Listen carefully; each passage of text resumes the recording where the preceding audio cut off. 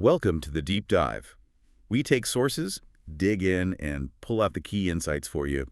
And today is really quite unique. Yeah, it is. Our sources aren't the usual articles or papers this time. No, exactly. We're working from excerpts, compelling bits from a live Twitter space hosted by Alberto Daniel Hill. And it wasn't just, a simple chat. Not at all. It felt like this really rich tapestry of human interaction, people spontaneously exploring how they present themselves online, what builds reputation, credibility. Right, and even digging into the psychological profiles that emerge, the content itself, how people connect, or maybe don't connect, in that digital space. So our mission really is to pull out some concrete, generalizable insights from that live, sort of messy digital conversation. Exactly. How do people actually present themselves there? How do they debate complex stuff? And maybe the biggest question, how do they find or even define truth when it's all happening live online? We're aiming to pull out those nuggets of knowledge you might miss, kind of shortcutting you to the deeper currents flowing through this digital discourse. Okay, so let's get into it. All right, let's jump straight in with what genuinely surprised us first. As we went through the material, one of the standout things was the unexpected depth people went into about online identity. Yeah. Specifically profile picture. Yes, the visual representation. Exactly. There was this really striking example of an actor. His photo was black and white, very deliberately styled like 1940s or 50s. He's leaning against a plain white wall, nice suit. It looks simple, but it wasn't just a snapshot. No, it conveyed a very specific message, didn't it? Almost demure, you said. Yeah, exactly. And apparently he paid a well-known photographer quite a bit for it. Wow. It just shows how much thought and sometimes, serious investment goes into crafting that digital persona, that first impression. And there's a psychological layer there too, isn't there? Black and white photos, they immediately trigger this feeling of nostalgia. Right. Is that just cultural conditioning because old photos were black and white? Or is it something deeper? Maybe the absence of color forces you to focus just on the form, the texture, the subject itself. Color carries so much emotional baggage. Like red for anger or passion? Or luck in Chinese culture, blue for calm. And someone in the space actually pointed out green is maybe the worst color for conveying a clear message. Really? Why green? Apparently, humans evolved to distinguish something like 40,000 shades of green. Survival skills, spotting predators or prey in foliage. Oh, okay. So it makes it easy to spot things that aren't green, but for sending a specific signal, green itself might just be too much visual noise subconsciously. Fascinating stuff. It really is. So, okay, after the visual setup, how did people talk about themselves, define their roles? Well, this was another interesting point. There was one speaker who first identified as a hacker. Right. And then later, changed their description to model. Which sparked a whole side conversation. Yeah. Like if you've been seriously into computers as a hobby for, say, 20 years, is it still just a hobby? Or has it become something more? Part of your identity, maybe even your expertise? The speaker insisted, no, it's a hobby, like football. Which apparently is a common view among hackers' computers as a passion, not necessarily a job title. But it does make you wonder, especially online where labels are so fluid, where is that line between passionate hobby and profession, or at least a defining skill? Exactly. How do you define yourself versus how others perceive that dedication? And that's the core of online identity, isn't it? It's incredibly fluid. The labels you pick are malleable. You can showcase different sides, even experiment. It's key to how reputation gets built or maybe rebuilt on these platforms. But yeah, that tension between how you define yourself and how others see you, especially with something you've done for decades, that's really interesting ground. And the conversation didn't just stick to tech or identity. It branched out into some unexpected areas. Like football. Yeah, football or soccer for many listeners. The idea of bringing it into the metaverse. Mark Cuban was mentioned, exploring it for selling tickets. But almost immediately, someone brought up a really strong counterpoint. The rivalries. Exactly. Those deep-seated real-world rivalries. Liverpool versus Man United, Chelsea versus Tottenham. They can get intense, even violent sometimes. Trampling, throwing things. So the question became, if that exists offline, what happens when you move it online into the metaverse?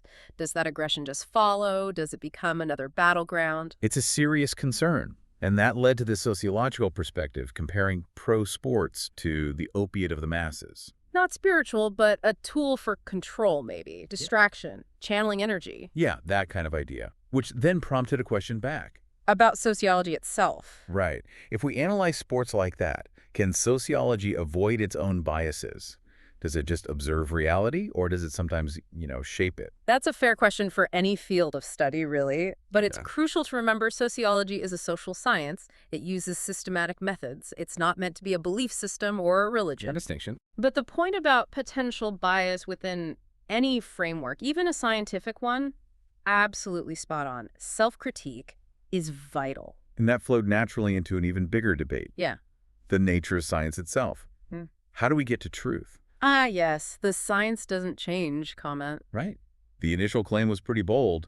Science doesn't change, it moves forward. Which, when you look at history, just doesn't hold up, does it? Not really. I mean, think about the examples raised. Bloodletting with leeches in the Middle Ages. That was considered science. And now we use medical leeches, but for very specific things like reattaching fingers, Yeah. not for balancing humors. Exactly, or lobotomies. Trepanning drilling holes in skulls, once used to cure hysteria. Terrifying. Now trepanning is only for extreme brain swelling, a totally different context. And antibiotics. We didn't have modern ones for ages, even though people used herbal remedies and things like breast milk have natural antibiotic properties. It shows science isn't static. It evolves. It refines itself, sometimes radically. It grows. That feels like a better word. It expands. Like Stephen Hawking. The eat my hat moment. Yeah. He bet against proving certain theories, like the Higgs boson. Said it wasn't possible back in the 70s. And then? Decades later, bam, they found it. And he publicly admitted he was wrong. It shows that humility, that iterative process. And what's really interesting is how often the big leaps, the innovation, come from outside the established system. People challenging the norms. Precisely. Or tackling huge engineering challenges, like building a 200-mile tunnel just to run an experiment.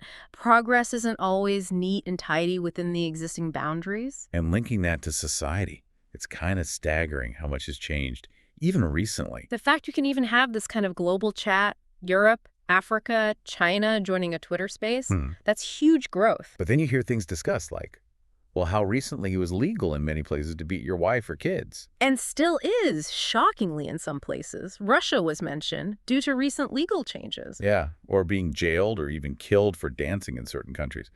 It's a harsh reminder of how societal norms shift, sometimes incredibly fast, for better or worse.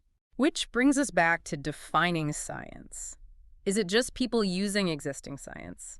Or the actual scientists pushing into the unknown? Good question. And the scientific method itself came under scrutiny. Its origins, whether it's the only valid way to study things. The idea of observational bias. Exactly. That its structure might make us miss data that doesn't fit neatly into the boxes. It reminds me of Wittgenstein. That which we cannot say, we must pass over in silence. Right. Maybe our methods, our language limit what truths we can even perceive or talk about. Okay, let's go deeper into that human element, especially when innovation pops up in unexpected places. The Lorenzo's oil story was just incredible. Absolutely powerful. This guy, a banker, not a doctor or a scientist, his kid gets this devastating neurological illness. So what does he do? Spends 6 months burying himself in medical libraries, sets up a lab in his house, and develops a treatment. Unbelievable. A treatment that actually influenced modern beta blockers used for heart conditions today. But the establishment, Initially dismissed it because he didn't have the credentials. that just perfectly illustrates how bureaucracy, the status quo, can actively block progress, even life-saving progress, if it doesn't come through the proper channels. It really does. And it proves that idea raised in the space. Any of us can be scientists. Science isn't this closed-off, finite thing. It's dynamic. It's open. Unless money gets in the way. Well, yeah. That was discussed too. Financial incentives can absolutely bury beneficial inventions. Tesla's free electricity idea rejected because you couldn't slap a meter on it easily. Right. Or remember the N64 gold Zelda cartridge example? Vaguely. A gaming thing. A huge leap in 3D modeling back then, developed by programmers considered novices at the time. Another classic case of outside thinking driving innovation. In these rigid systems, they don't just affect science, do they? The discussion touched on schools. The GPA system. Yeah. How it can measure one kind of success, but maybe stifle creativity, personality, force everyone into the same mold. And then the really alarming stuff about bias in science. The colonial bias. That was eye-opening. Freud basing theories on people then considered inferior. Discoveries stolen from people of color, medical tech, not tested on diverse populations. And how recently medical diagrams finally started, including black bodies. It shows how deep these biases run, for how long. It really peels back the curtain on that competitive, sometimes toxic academic culture. The phrase dick measuring was used. Huh. Where Yeah. funding and reputation sometimes seem more important than pure discovery. Even Nobel winners, like Roger Penrose. His work on consciousness. Yeah, from a quantum angle. Apparently, it only really got traction when he teamed up with a co-author considered a bit, well, wacky.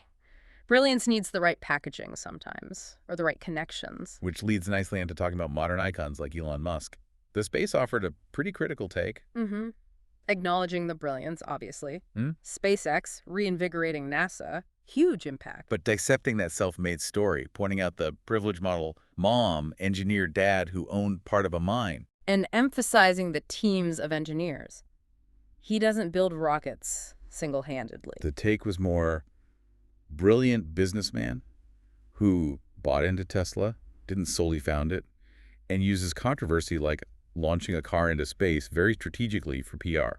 Yeah, calculated moves. And then the sharp critique of the Mars colonization narrative, calling it a false narrative. Because the science, NASA's research, suggests it's just not realistic for humans. The travel time, the physical toll. Right. It's presented as achievable soon, but the reality seems much harsher. And interestingly, his sometimes erratic public behavior was linked to neurodivergence. Which opened up a really important discussion. Absolutely, about societal bias. How we often dismiss or suppress innovation from neurodivergent people or immigrants with broken English, assuming they're less capable. When they might actually have incredibly valuable perspectives. Precisely. And it loops back to needing the human element, even with advanced tech, like malware analysis AI gets 90% great. But you still need humans for the millions of tricky edge cases. Machines are tools built by us. Human insight is still critical. Which inevitably raises ethical questions about new tech. Neuralink came up. The animal testing. Macaque monkeys, pigs. There is definite discomfort expressed about that. A call for much stricter ethical procedures, better oversight, especially for technology that goes literally inside your brain. It poses that fundamental question. What's the end going to be then? If the methods used to get there are ethically troubling, where does that lead? And concerns about data collection too, right? Oculus, Web3. Huge amounts of data, potential for exploitation, identities being sold, and the point was made that major AI conferences often seem to lack deep ethical discussions, which feels like a massive oversight. Was there any alternative suggested for Neuralink's issues? Like brain swelling? Yeah, someone mentioned graphene as a potential material for the brain interface, maybe less invasive, less prone to causing that wet brain reaction. Just throwing ideas out there. So, okay, let's pull back a bit. The conversation also got really philosophical about truth itself, perception. That part was fascinating. The Little Prince anecdote. Oh yeah, about the drawing. The boa constrictor swallowing an elephant. And adults just kept seeing a hat. Exactly. A perfect little story about how grown-up assumptions can just kill curiosity, make us see only what we expect to see. Which led to this beautiful idea. Truth is curiosity. That you need to step outside your comfort zone, embrace being uncomfortable to find new ways of thinking. And the reframing of radical. Back to its Latin root, radix, meaning root. So being radical isn't extremism, it's just getting to the root of a problem. Like saying housing is a human root for well-being, not just a right. It's a powerful way to think about it, and blockchain came up again here. As a kind of library of Babel. Yeah, a collective, unchangeable record of knowledge. And drawing parallels to nature, the mycelium network underground, even DNA itself. As blockchain-like ledgers. Maybe a glimpse of Web 4. Perhaps. Distributed, interconnected knowledge systems. It challenges that linear Western idea of time, like Darwinian evolution being the only model. Maybe that's too limiting, too oppressive, as someone put it. The slime mold example. Right. Brainless slime mold solving mazes better than kids. It forces you to reconsider what intelligence even is, how reality gets processed. It's not just human brains doing it. And then there was this really poetic take on truth. From Adam, yeah. Truth as a game, a puzzle, a matrix. A diverse nothingness that we create and discover inside ourselves. And that art is turning out to be a material value sought through numbers. Wow, deep stuff. It echoes philosophers like Hegel, Kant, infinite possibilities, but also the limits of our understanding. Like Gödel's theorem. Exactly. Even in pure math, there are questions you just can't answer. Statements you can neither prove nor disprove within the system. There are inherent limits. And EMC squared got brought up. Yeah, explaining energy equals mass times the speed of light squared. How mass converts to energy in bombs, or kinetic energy makes new particles in colliders. Leading to the question, does information, do ideas have mass? A mind-bending question. But the core point seemed to be that truth evolves with our tools, our theories, whether they're physical machines or thought experiments. Change is constant. Focus on today to build a better future. Which brings us full circle almost to a final, really powerful, real-world example of innovative, outside-the-box thinking. Kurt the scientist? Yes, applying thermodynamic laws to agriculture. Yeah. Viewing Earth as a quantum machine. I'm getting incredible results, right? Apparently, 10 times the corn yield, 27 times soybean yield, 100% organic. By using ground heat and water in a specific way, he says he learned from ancient ancestors. That's staggering. He claims it could genuinely eradicate global hunger. But faces opposition. From capitalism, he says, specifically mentioning Monsanto. Because his method disrupts the current model, the need for their products. A classic innovator versus incumbent story. But he's not just talking theory. He's applying it practically in Uganda. Focusing on women and kids. Yeah, providing washable menstrual pads to empower women. Creating gardens for kids, believing that working together fosters mutual respect between boys and girls, addressing root social issues alongside the agricultural ones. It really underscores that theme of observing nature, sunflowers tracking the sun, seeds adapting, and needing to refine some of that ancient wisdom. People like Kurt, working outside the mainstream, they are where innovation often happens. But they need connection, support. Definitely. Support outside those controlling financial interests that might want to suppress it. So looking back at this whole deep dive, just from analyzing one Twitter space, Yeah. it's pretty remarkable. It really is. The insights into human nature, how we chase knowledge, the sheer difficulty of defining truth in this messy world. We saw personalities crafted in real time, credibility being judged, the content revealing so much about interaction online. And it hammers home that truth isn't some static thing we find. It's dynamic. It evolves. It's shaped by our perceptions, our biases, but also, crucially, by our curiosity. The whole conversation just highlighted so many different ways people approach knowledge, the limits of our systems, and why questioning norms is just so vital. Couldn't agree more. So as you, our listener, reflect on all this, maybe the final thought is this. What truth are you currently accepting without really questioning it? Yeah, what might you discover if you dare to look past the surface? Or, like we discussed, get right down to the root of things. Keep doing your own deep dives. Absolutely. Whether it's science history, online psychology, or just the mysteries in your own backyard, there's always more to explore.